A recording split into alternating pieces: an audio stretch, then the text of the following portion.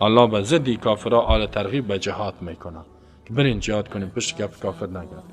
ولی این قتلتم اگر شما کشته شوین فی سبیل الله به خاطر حاکمیت دین الله در کل دنیا، به خاطر اعلاء کلمت الله در کل.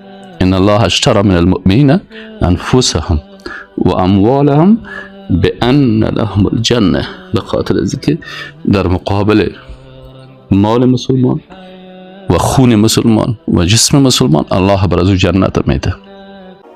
الذين آمنوا يقاتلون في سبيل الله. قاتل نفر قاتل میکنی، نفر به قلم قاتل میکنی، نفر به کتابچه و پوستر قاتل میکنی، نفر به گپ زدن قاتل میشه.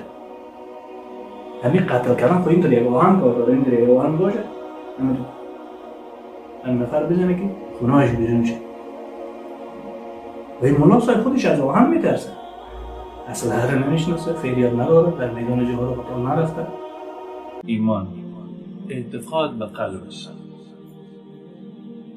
اقرار به چی است؟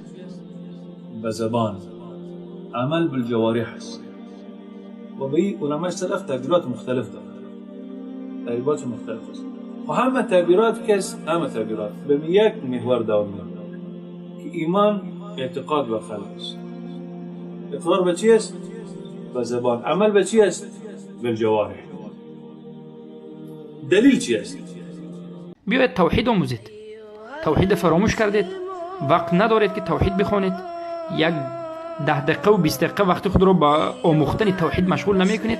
چقدر در بدری است. ما بارها براتون گفتم که اگر عقیده توحید در قلب انسان میآید تو را آرام نمیگذاره، تو را مجبور میسازه که دعوت ادامه بدی، تو را نمیگذاره. علت چیست؟ علت است که تو وقتی الله متعالی قدر و قیمت به توحید داده، انبیا علیهم السلام آمده مبارزه کرده، تو هم یکی از جمله جزئی از افراد خود میشماری، عمر خود قیمتی میسازی، آخرت خود درست میسازی. بدون این برنامه درست نمیشه. این برنامه را باید داشته باشی. به می ملت، به می ملتی که سالا محروم است.